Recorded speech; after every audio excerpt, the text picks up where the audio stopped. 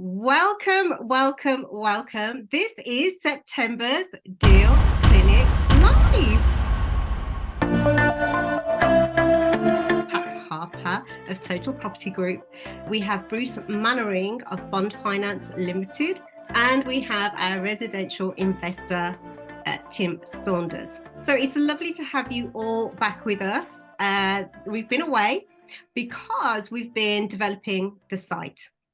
Okay, so we've got a brand spanking new site, should I say, with exciting changes. So more visibility, added communication functionality, and our client account has been extended to our agents and our investors.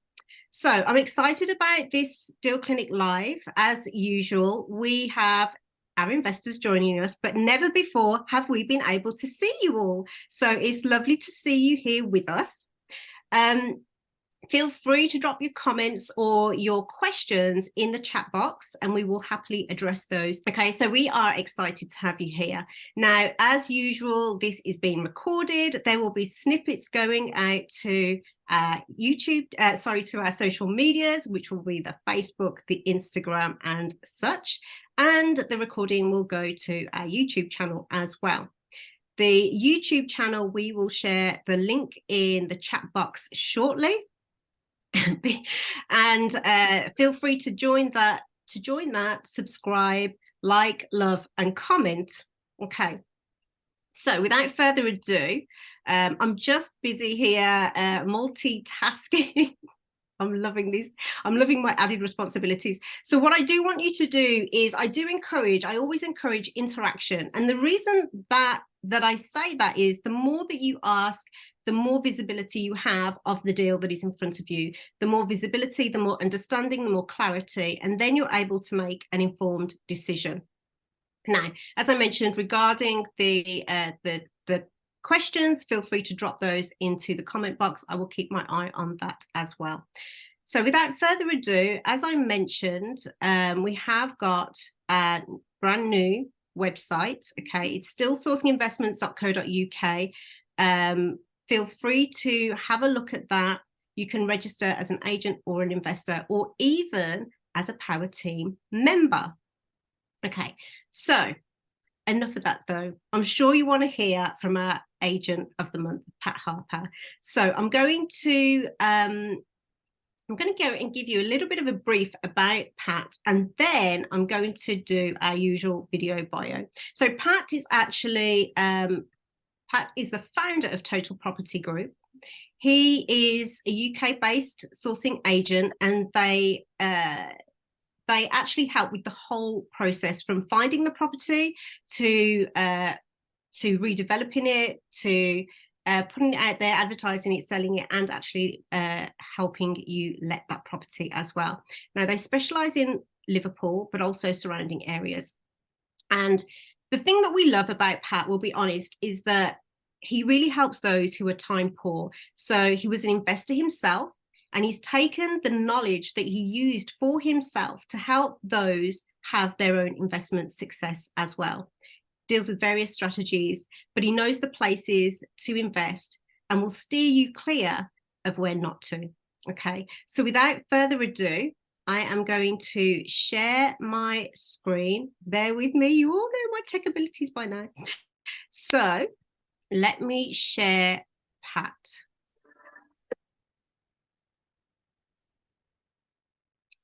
Hi, I'm Pat, the founder of Total Property Group.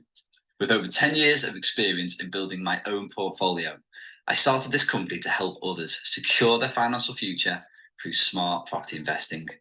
I'm passionate about guiding my clients to succeed in this field. Total Property Group was founded after assisting my brother in building his own investment portfolio. He was a busy business owner, and I realized that many others also wanted to invest in property, but perhaps they lacked time, experience, or local knowledge that property investing requires. That's when I knew I could make a difference. So I started investing in 2010. I had a proven investment model, a reliable team of industry professionals, so I was perfectly positioned to guide my clients towards property investing success. I've sourced over 40 properties, and I've helped numerous clients achieve their financial goals. At Total Property Group, we take pride in providing a personalised service. When you work with us, you'll deal with me. I handle everything from property search to managing legals, managing the refurbishment, and overseeing the lettings process. I personally invest and also source property in Liverpool and the surrounding areas. The city is currently undergoing a £14 billion regeneration effort. This is unheard of for a city like Liverpool, and such stimulus like this is expected to significantly boost property prices. Liverpool also boasts the highest yields in the country, making it a prime location for investment opportunities. In terms of strategies that work well in the city, there are two main options.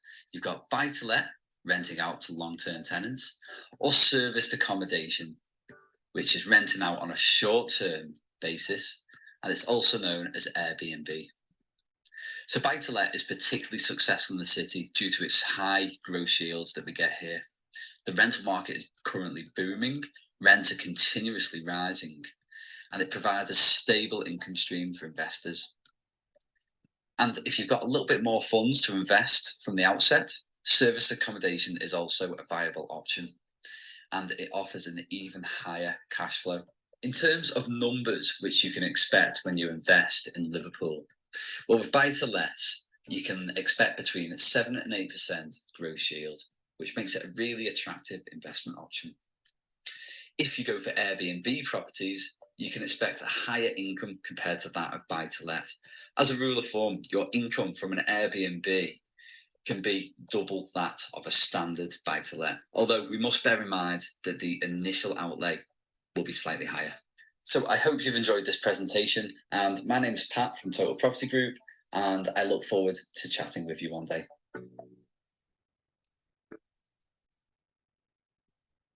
Okay, amazing. So without further ado, Pat, I am going to spotlight you, and I would love to hand over to you.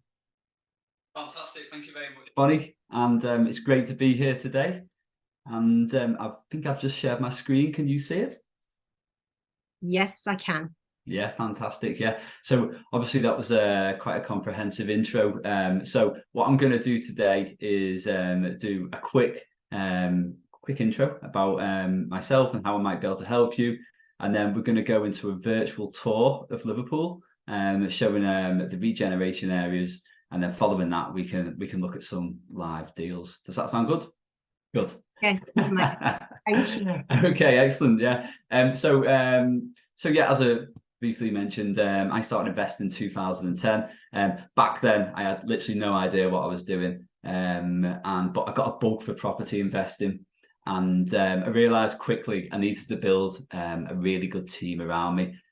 And since then, I went through lots of really bad tradesmen, really bad solicitors, really bad brokers, you name it, kissed many frogs. But eventually, over time, I grew a really good team around me of everything we need to successfully invest in property.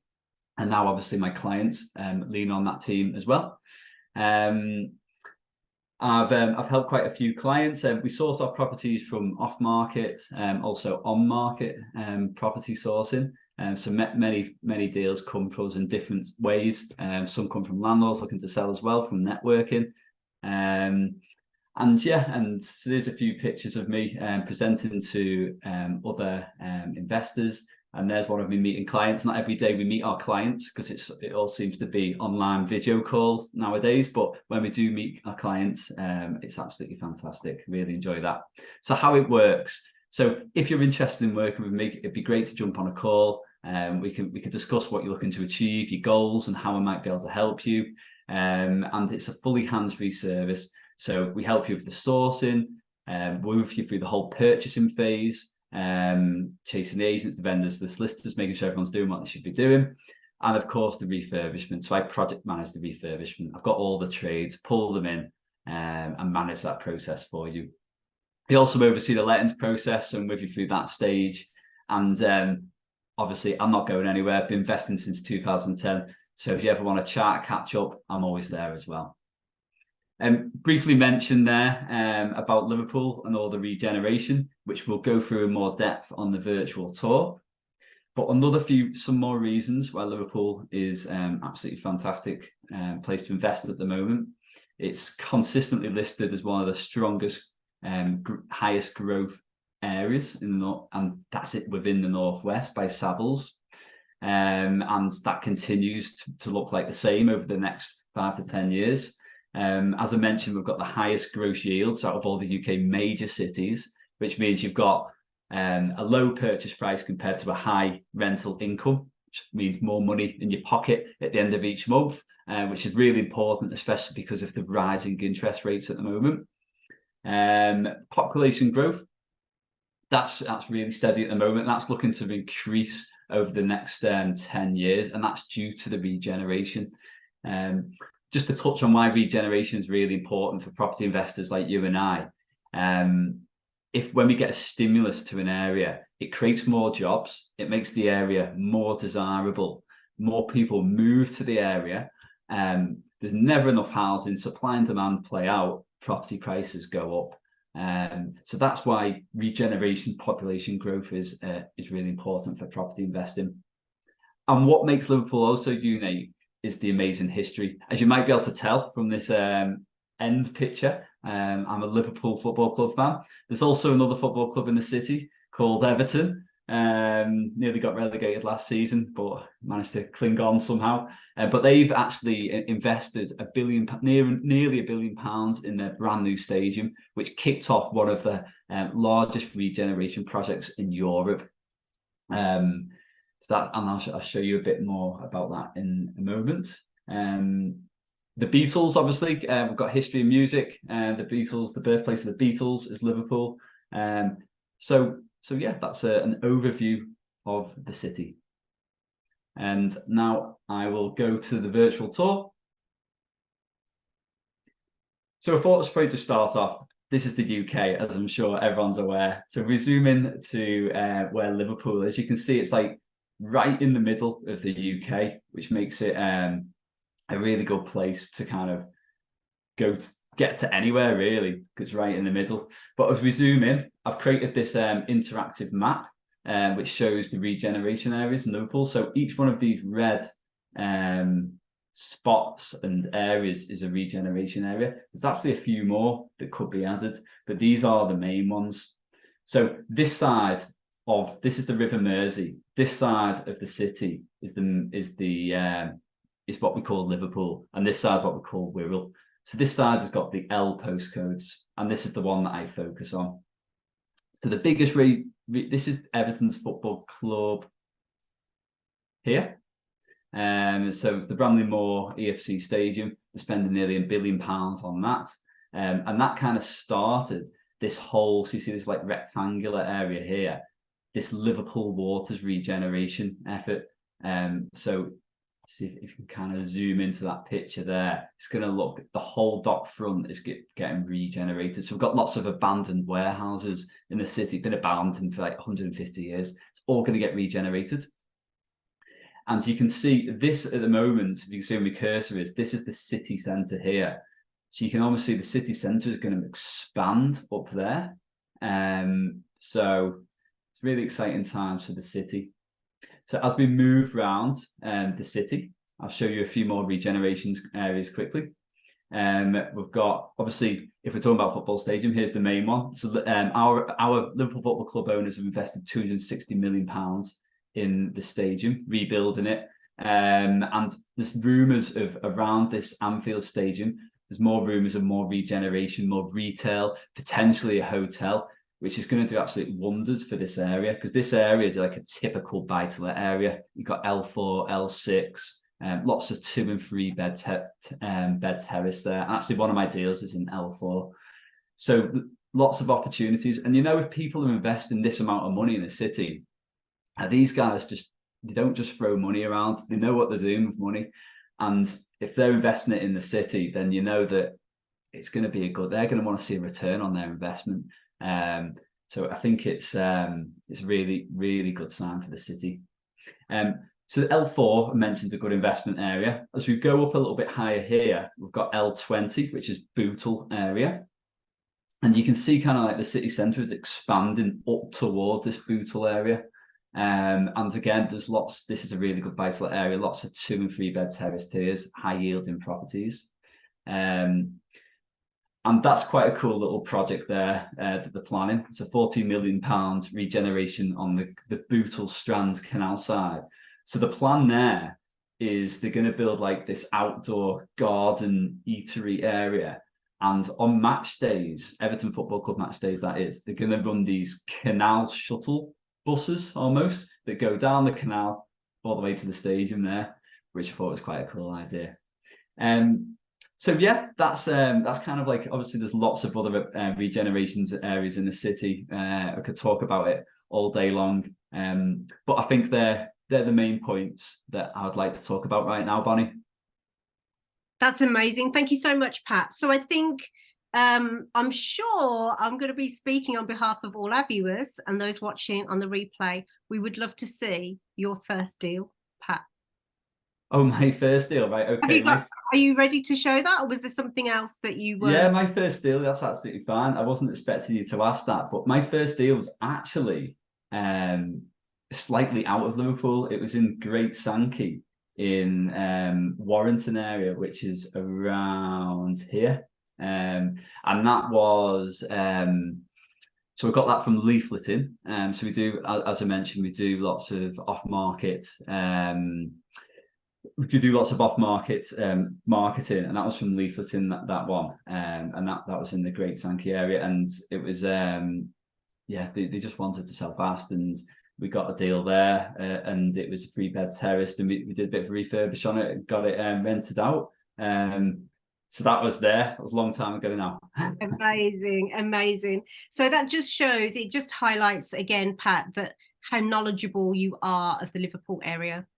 I think really, if we go to your deal one, then that you have, you ready to walk us through that? Amazing. Mm-hmm. Okay, so this one is I'll just zoom in a little bit, maybe about there. And so this one's in L4, as I mentioned, in the Anfield area where Liverpool Football Club is, and this is a fantastic buy-to-let area. It'll rent out for a minimum of 625 per month. Rental market at Liverpool has just gone crazy at the moment. It's so hard to put a number on it, because it's going up all the time. So I found, for example, one the other day, I sourced it, and I market it at 575, and I was actually shocked. We got 680 for it in the end, and obviously it was in conveyancing for 5 or 6 months or whatever. It got stuck, but yeah, we got crazy. So we're breaking records all the time on the rental market. So I always try to under promise and over deliver on that. 625, I'd say, is what we'd work our numbers off on this. It's marketed for 80 grand, this particular property. I'll show you a little bit about it, and then I'll show you the actual status of it at the end. So it needs minimal work. So this property is suitable for buying directly onto a mortgage, because my philosophy is, if you're buying directly onto a mortgage, you want to be spending as little as possible on a refurbishment. You just want to get it a little bit of maintenance done. You want to get it marketed, rented out as soon as possible, because as soon as you've bought that property, you're paying the mortgage. So that's the most important thing to me. Now, there is some work we would do on the property, like this kitchen here. We're going to put some high-level unit there, a high-level unit this side, just to give a bit more cupboard space. We'll find matching units, no problem. We're also going to get some ventilation in this kitchen, because damp is your biggest enemy as a landlord, is damp. And you can see this is not ducted externally, so it just recirculates that moisture. So we always put, there's things we always do on property, put some ventilation in. But you can, apart from a bit of maintenance, it's ready to go. So again, ventilation he's putting in the bathroom, but you can see it's brand new. So we'll do them jobs as a minimum. But what the beauty of this one is, as soon as we complete, we'd market it. We'll get it marketed, and we'll do these little bits of maintenance job while it was being marketed, while viewings were taking place. Should be able to get a tenant in there between 3 and 4 weeks. Don't see why not. And that's the beauty of these properties. Now, unfortunately, I sent this property to Bonnie last week and I said that we're going to do this. Well, I've actually negotiated this on behalf of a client, and we got it for 74,200 in the end. So yeah, which is obviously a great deal. So unfortunately, this one's gone, and I do need to make it take it down from property from the online. But I just wanted to show you what we do for our clients and the kind of things, how we work basically. So that's that one. Would you like to talk about this one briefly before we go into the next one, or? Definitely, Pat. I think it's I think that highlights the fact of how quickly the turnaround is on a property. So obviously, you know, you sent me the link, and when Pat's saying last week, it was literally Friday afternoon. So these deals turn around very, very quickly. So I think that's great to be able to highlight to our investors that when they see something and it works and the numbers work and it hits their criteria levers, to really reach out to our agents, i.e. yourself, Pat, ASAP, and start to negotiate, or even start to have that conversation to see what else needs to be done so that they can go away, do their calculations and make that informed decision. So you mentioned there that you did 74, so that's even juicier than what it was advertised for. So well done and congratulations on that. With regards to the yield, did you mention the yield that is the percentage yield that's going to generate now? So we had it. Oh, so it was already ridiculous % gross yield. I mean, what's it going to be now? Let's have a look. So if we stick to 625 times 12 divided by 74,200, is it? So it's like 10%. Which I'm not saying you can't get 10% gross yield every day of the week. It's only particular properties. But yeah, I mean, that's just insanely high, isn't it? That is incredibly it's incredibly exciting to know that those properties still exist. You know, there may be far and few between, but they do exist.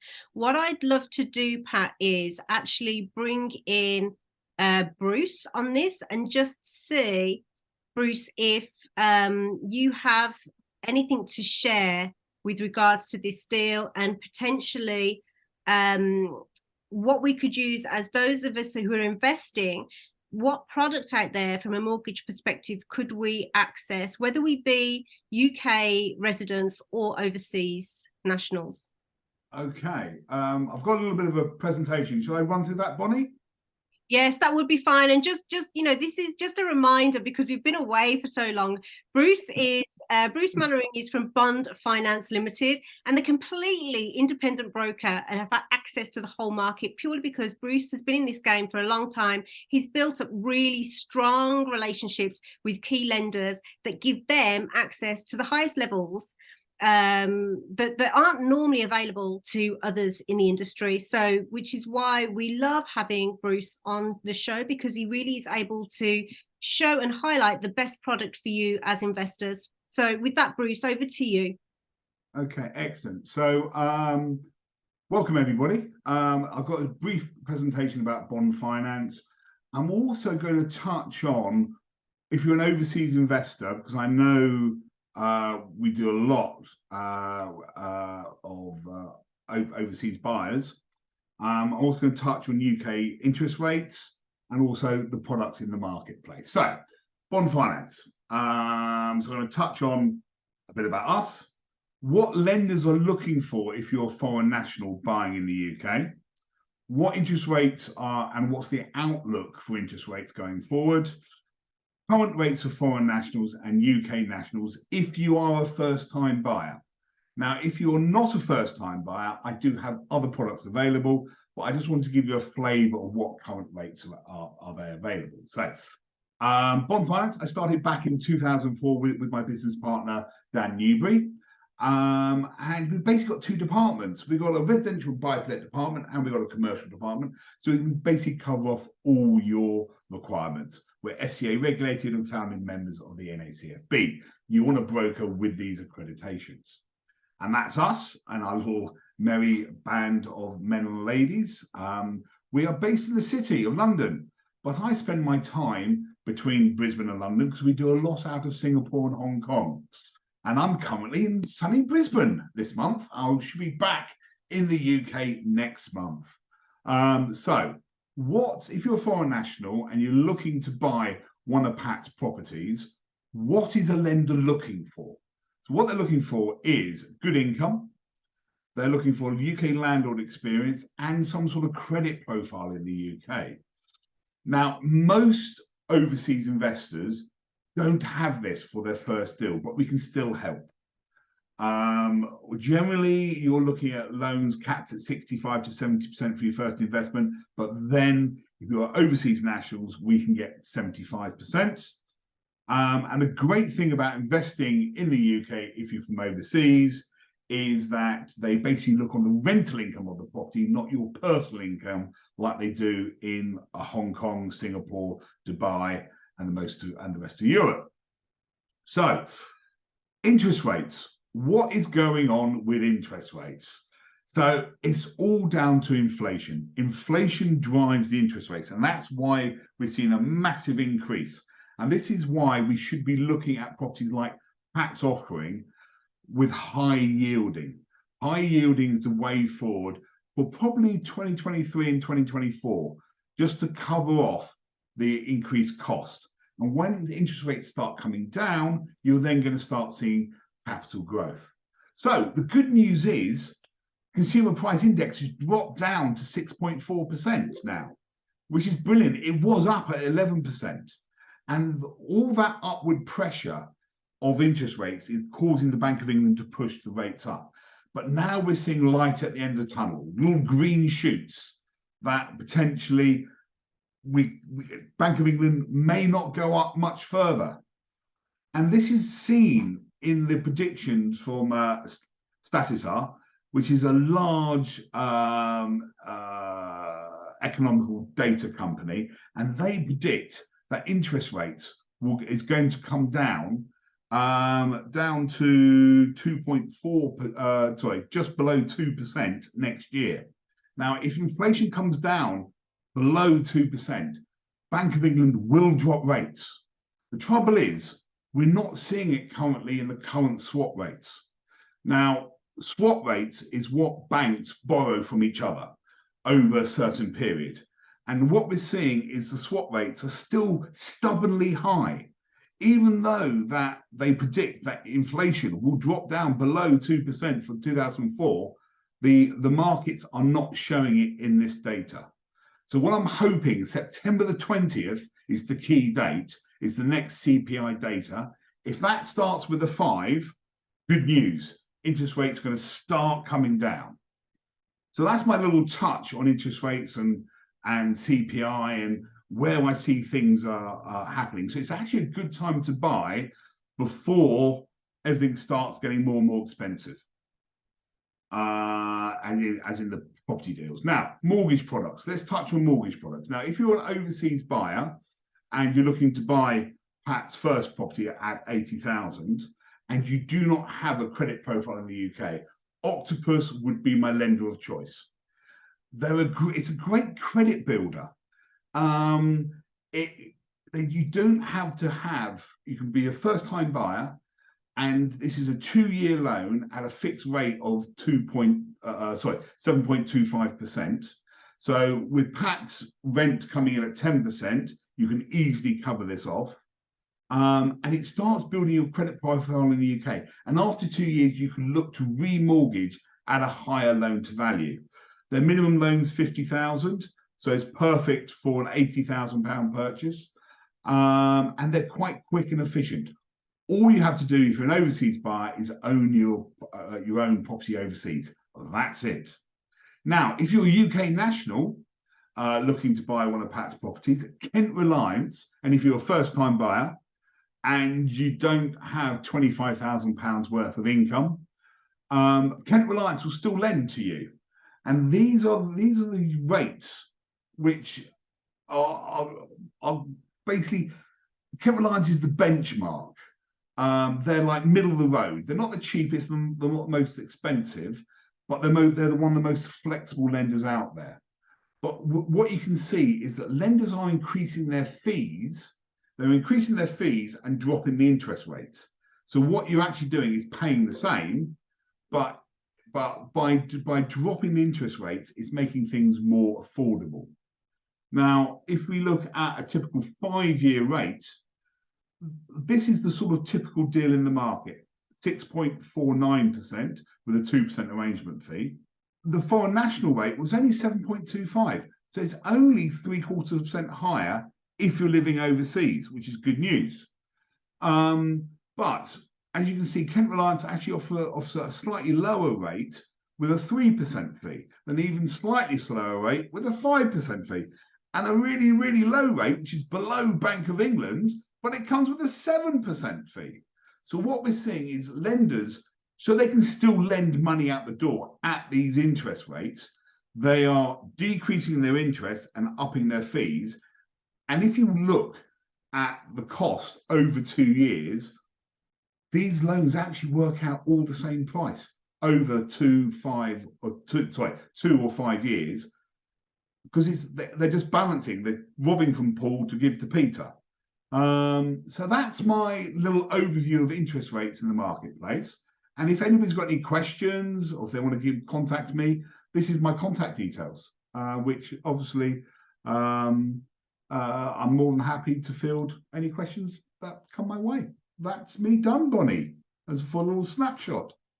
Thank you for that, Bruce. We are sharing your link to, we have shared in the chat box, everybody, the link to Pat's site on the website, as well as Bruce's site on the website as well. Bruce, I just want to ask you very quickly a question there. You mentioned, and I jotted it down, you mentioned that an overseas national just needs to own a property overseas. Correct.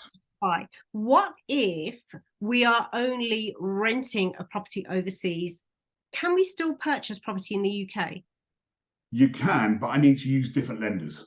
Different lenders have different requirements, and I probably have to use HTB, Hampshire Trust Bank, because they have no minimum income requirements and you don't need to own a property overseas. But their rates are slightly more expensive than Octopus. Octopus is the cheapest in the market if you're an overseas buyer looking to buy something less than £100,000. Sorry, less than £134,000. If you're looking at something over 134, Skips International is the cheaper. But below 134, Octopus is the cheapest lender in the marketplace. Amazing. Okay, that gives me a lot more insight. Thank you so much for asking that. I'm going to go over to, well, I'm just going to double check if Tim has any questions with regards to deal one. Tim? Hi, thank you, Bon. Hi, everybody. I hope you're having a good day, morning or evening, depending on where you're tuning in from. I love all of this. That first property, Pat, I've made some really cool notes here. The fact that you managed to get it for 74,200 is a massive credit to you and your relationships that you've got. So I think that's really, really exciting. And with the yield and with the rent, I think that's great. I think there's also potential for that to go a little bit higher with my knowledge of what my flats are doing at the moment. So I think that's great. And again, with what Bruce was saying with the interest rates, that's perfect for the high yield. With the mortgage, that you've got some flexibility there if it does go up a little bit more. But at the moment, that's still creating some really good cash flow from where they're at. So loving it. Yep, I'm excited to see the other property as well. Amazing. Okay, right. So with that, what I'm going to do, Pat, if you're ready, I'm going to come back to you for your second deal. So this second deal is in Liverpool L20. So it's the Bootle area, the other area just north of the city, which I showed you earlier. And what I really like about this one is it's right next to a park. So I'm going to just quickly show you on the video walkthrough here. You can see the park. It's literally park view. So tenants are going to absolutely mop that up. So it's marketed for 110. This one. The rent we're looking at, again, hard to put your finger on nowadays, but we always achieve the most we can. There's no doubt about it. But I think it's 725 is a safe rent. But it wouldn't surprise me if we got 750, 775 in this market. Wouldn't surprise me at all. The price it is negotiable. I think we can get it for closer to 100. and because I have been speaking to the agents just this morning on this.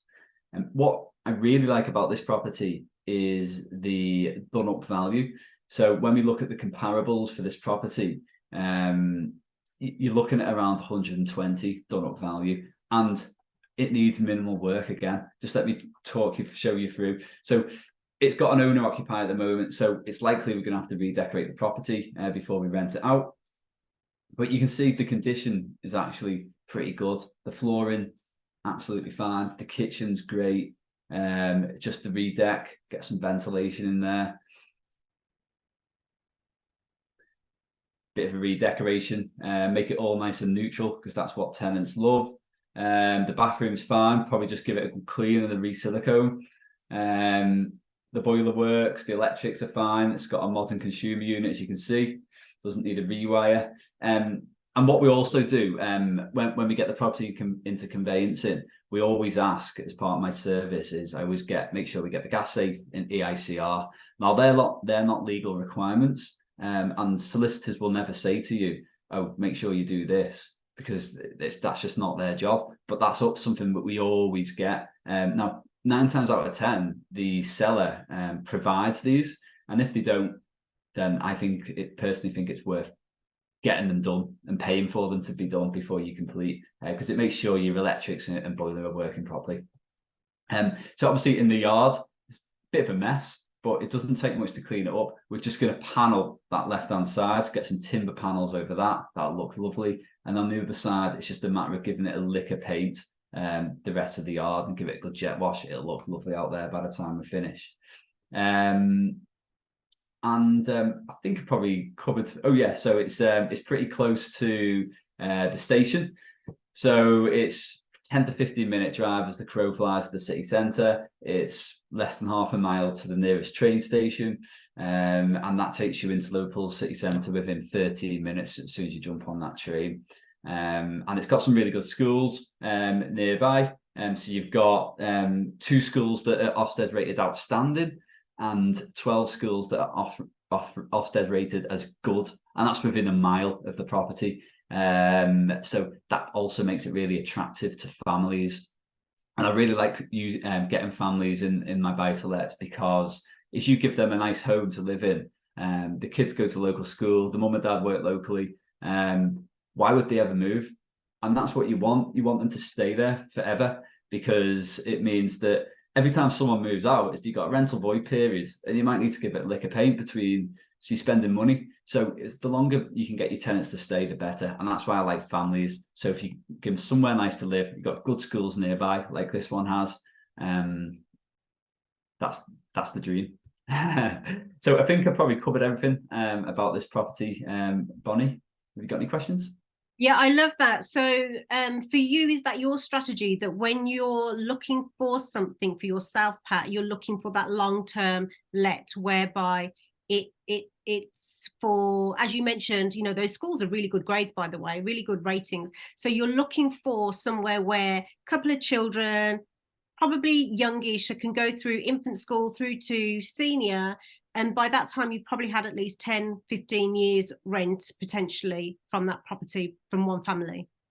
Exactly, yeah. And that's the beauty of buy-to-let. It's set and forget. If you do it right from the start and you get the right tenants in, everything's set up correctly, you can forget about it. There's no noise. There's some of these other property strategies, they can be really noisy. You get emails, phone calls, and that's the beauty of buy-to-let. And it might not be as sexy as the other strategies, but I'll tell you what, it's minimal work. It's the least risky and the most passive. I don't know, Pat, that might be sexy, mightn't it? The fact that you get just consistent cash flow coming in. I think that could be it. I'm just going to ask, Tim has raised his hand. Tim, let me find you. Yep, go for it, Tim. You got a question? Hello. Yes. So again, this one looks great. I know both the postcodes. I know L4 and I know L20. And I know both postcodes are really, really sought after within the Liverpool area. The Boothall area is prime for families. So I definitely would agree with what Pat's saying about getting the EICRs and the gas certificates done at the very beginning before you move people in. that also gives you the chance to have a good energy rating, which gives you a good case to be able to get the most rent that you can possibly get. I love the fact that you're talking about families, because in a couple of my properties, I've just had a couple of tenant changeovers, and you do have fees. You do have new admin fees for new agreements for new tenants. You've got the inventory fees, where the agencies are going to go check the inventories for what you've got, and you've also got, they take a little bit of a cut of the first fee, the first rent that comes in for doing all of this. So the fact that you've got the strategy of doing families, I think that's spot on. I think that's great. In terms of the renovation that you were doing, I like boarding up the garden a little bit, just giving a bit more privacy. I'm presuming these are sort of the fairly standard terraced houses, which are quite long and narrow, and so generally sort of British gardens are fairly small. We don't have a lot of land here.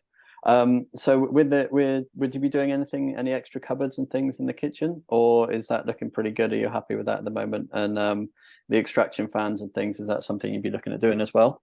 Yeah, just with kitchens, it's quite a modern kitchen, as you can see. It's actually really nice. It'd just be a matter of getting some ventilation in there, which keeps on top of the humidity levels in the house, that's the thing that can affect the house over the long term. It can really protect your investment. But the kitchen in itself is in really good working order, which is a big bonus. Brill. And do you happen to know what the energy rating is at the moment? So the minimum energy rating which I source is a D. Now, obviously, we've got new regulations potentially coming into place if they actually ever decide on it and stop kicking the can down the road. Now, what's going to happen with these energy ratings? No one knows. Are they going to water it down to a minimum of D instead of a minimum of C? Maybe they will. Are they going to offer green grants? Maybe they will. So what I do as a sourcing agent is like, okay, we're going to do minimum of a D. And I've got a really good local EPC assessor, because if my clients think, well, you know what, I don't mind spending a little bit now to get it up to a C, because usually getting it from a D to a C is pretty easy. My guy goes in and, put a bit of loft insulation in for 400 or 500 quid, and we get it up to a C. Or we put a programmable room start on the RF room start on the wall for the boiler that costs, I don't know, 150 quid, get it up to a C. Just little wins like that. But other clients are just like, I'm happy with it being a D. And I don't think these regulations are going to come in. But no one knows what's going to happen, do they? So that's what I do, minimum of a D. And this one, I don't know. It'll be either a D or a C. That's awesome. That's great. Because I've seen properties around the place that are going for below, sort of, I suppose, a little bit below market value, and they're negotiable because they've got the energy ratings that are down to an E or an F. So for people that don't know, the EPC rating is basically the performance energy of the house in the UK, and they're getting stricter and stricter about how energy efficient they need to be. And around about the CD category is an ideal marker at the moment for landlords, because it means you've got good energy saving for your tenants, but you're not spending fortunes on this state-of-the-art equipment that you need to put in. So that makes me really happy that you source D and above, because that's spot on. So thank you for that. Is obviously, in an ideal world, we're like, well, let's do C and above. But what we're going to find, 95% of rental properties are below C, and the government have got a big problem on their hands if they're going to follow this through. So it's going to be really interesting, because the last thing we've got a rental crisis at the moment, and that's why rents are going up. We've been talking about that for this whole session, because when you restrict the supply of something, the price goes up. So we've got a rental crisis, and there's not enough rental properties. And if they now say, oh, everyone's got to make sure that the properties are C, more landlords will exit the market, and there's going to be even worse rental crisis. And the government, that's going to look really bad on the government. So I can't see, they've got a problem on their hands.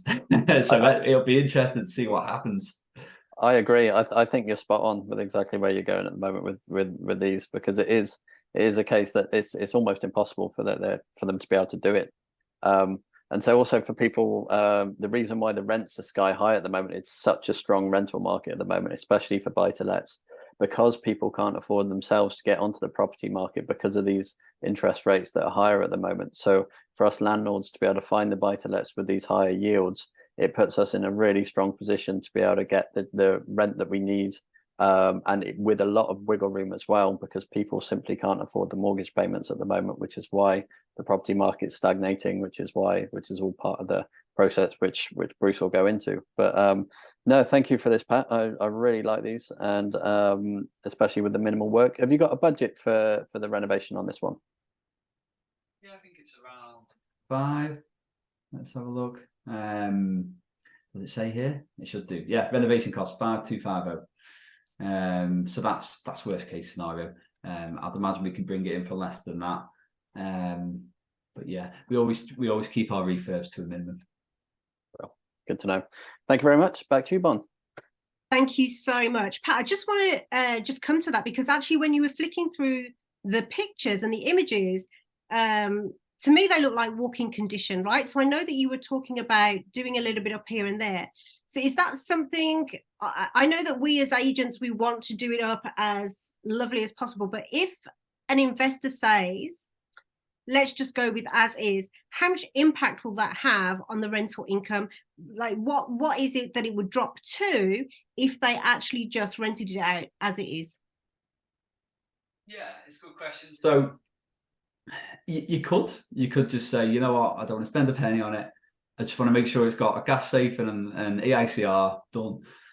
It's absolutely fine. But I think the big thing that you would want to do is, I mean, you've got, for example, wallpaper like that. That's going to put off some people looking around, because if they're not going to move the kids in, they don't want wallpaper like that. Or even if they are going to move the kids in, maybe the kid doesn't like that kind of wallpaper. You just want to make it neutral. And the other things that you definitely want to do, in my opinion, is this yard. Just look at the state of it, and just spending a few quid on it there, it's going to go a long way, because people want that outside space that they can relax in.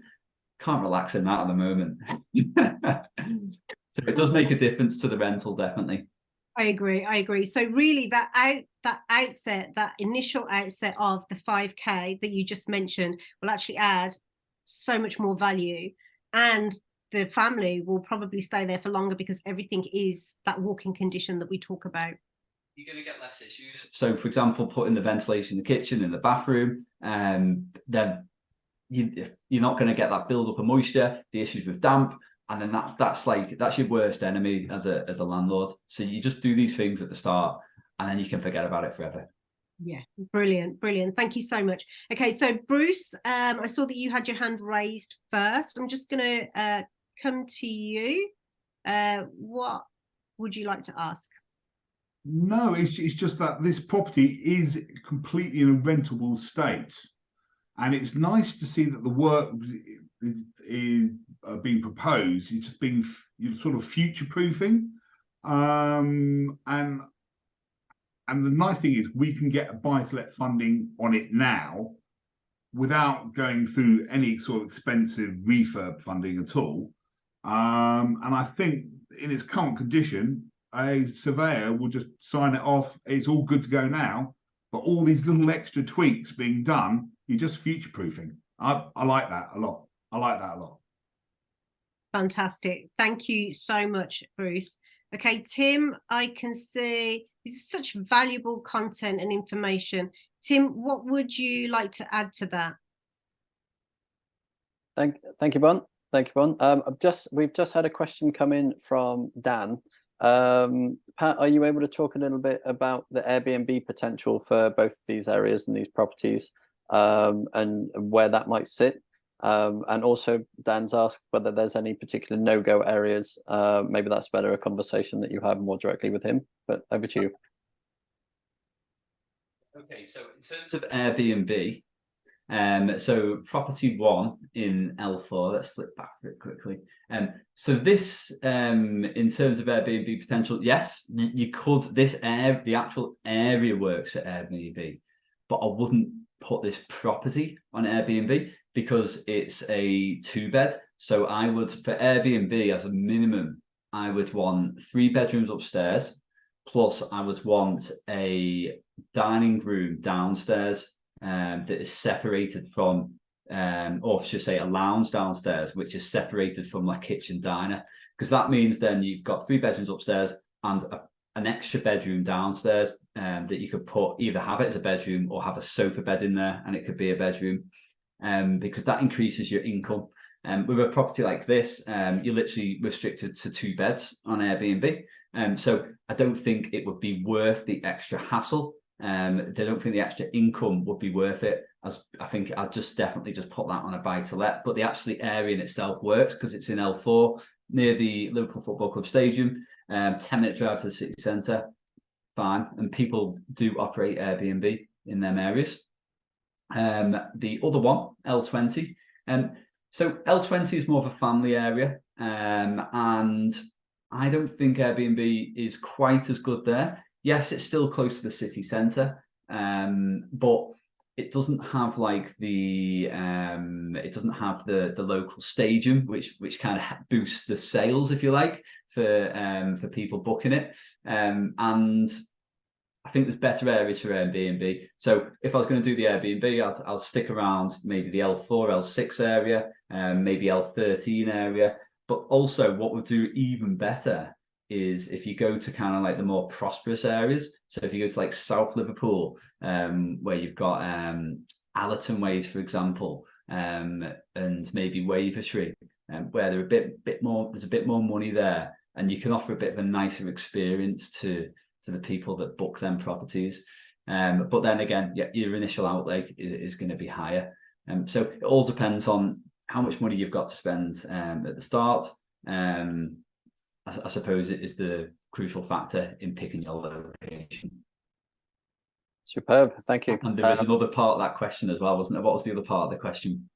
The other part was Dan was wanting to know if there's any particular no-go areas, but I am aware that we are a little bit tight on time, so that might be better for that one, Dan, if you want to reach out to Pat directly and have a conversation there. But spot on, Dan. I hope that helps answer your questions, and thank you very much, Pat. Thank you. Amazing. So Pat, thank you so much for that. And Dan, Tim will drop in the link to Pat's page, which you can see there, so that you can click on that and get in touch with Pat directly.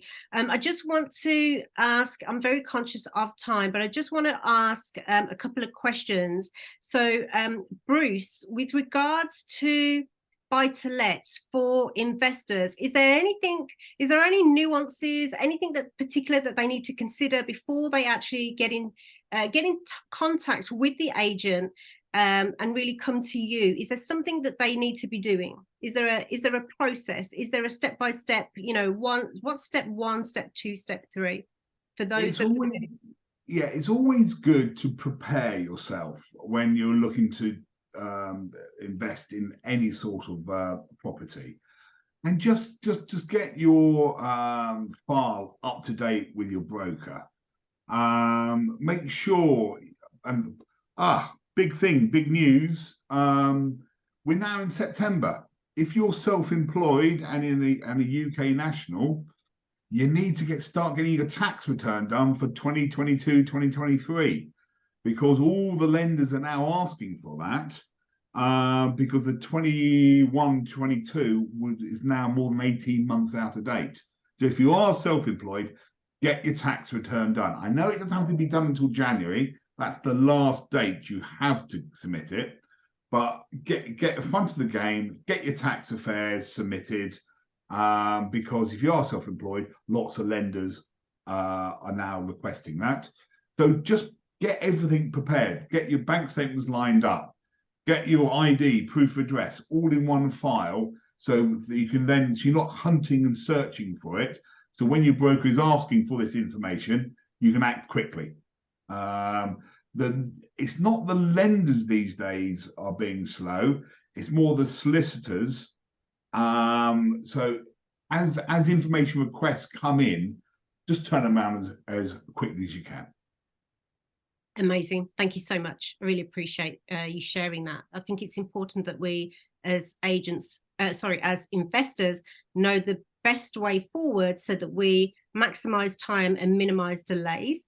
So I appreciate you on that one, Bruce. Tim, as an investor, you are a residential investor, I'm just going to spotlight you, and I just want you to you know, for any of those of us that are new to this industry as an investor, because we may have purchased our own home to live in, but when we invest, it's slightly different. Obviously, it's a different mindset, but there's also you're trusting somebody else. Like, what was it for you?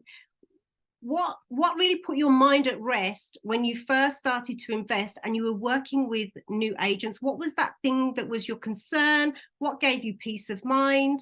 What helped you as an investor when you started on that journey? So yeah, for me, I started my journey back in 2018. I was also an overseas investor. I'm based in the UK now, but I was actually living in Macau, right next to Hong Kong at the time.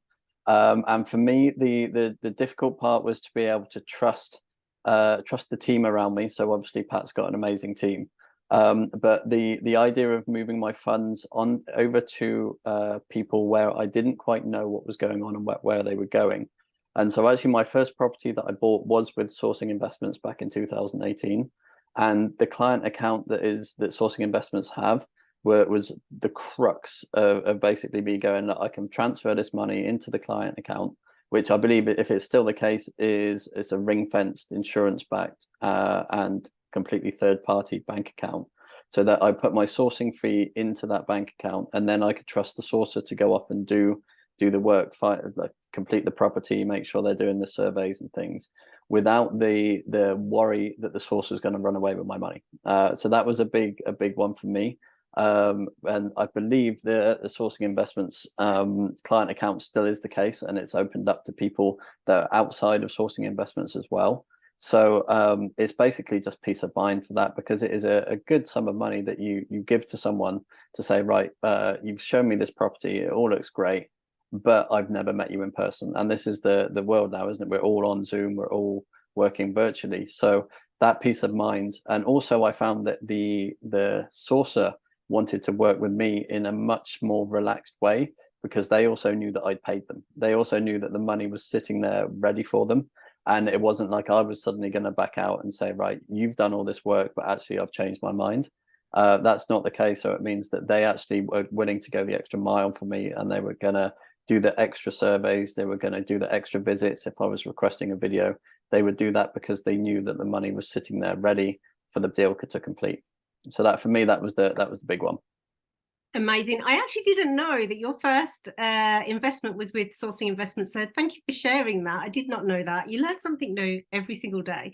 But I love that you touched upon that, actually, because when I became an agent, we hear the horror stories, so to speak. And as an agent, I'd heard horror stories of both sides, where the agent had done the work and the investor then didn't pay. And so you've done all this work, the deal's gone through, and actually your sourcing fee has not come through to you. And I'd also heard the horror story on the other side, whereby the investor had paid an upfront fee to the agent, and then the agent disappeared. So I thank you for touching on that, because actually it does give us peace of mind on both sides of the deal. The agent and the investor has that peace of mind that, and yes, the client account is actually ring fenced and insurance backed and completely separate, which means that the client's money is 100% protected. So I'm still smiling inside to know that your first deal was with us. So thank you on that. I just want to thank everybody. Before I do, Pat, have you got anything to add? Obviously, we've added your link to your website within the platform. Bruce, we've added your link to your website within the platform. Pat, do you have anything else to share? We have a question, sorry, just before we sign off. What's the starting point for a newbie? Moses, if you could explain a newbie, whether you be a newbie as an agent or an investor, that would just give us a little bit more clarity. So, Pat, coming back to you. Nothing to add as such. Yeah, thank you for taking the time to listen to me ramble on today, and it's been good to chat about property as always. Oh, it's been a pleasure to have you, Pat. And as I've said, we thoroughly enjoy having you here with us. We love the way that you work. We love the fact that you have taken what has made you successful and now is sharing that forward. Thanks, buddy. Amazing. Okay, gentlemen. So for anybody that has any questions, feel free to reach out to admin@sourcinginvestments.co.uk or myself, Bonnie @sourcinginvestments.co.uk. Without further ado, I will sign off. Thank you, everyone. Tim, Bruce, and Pat for your attendance. To all of our investors who have joined us today, thoroughly appreciate all of you. We appreciate you for attending live, and for those of you that watch the replay on the YouTube channel as well. We thank you and we wish you an awesome September ahead. Bye for now.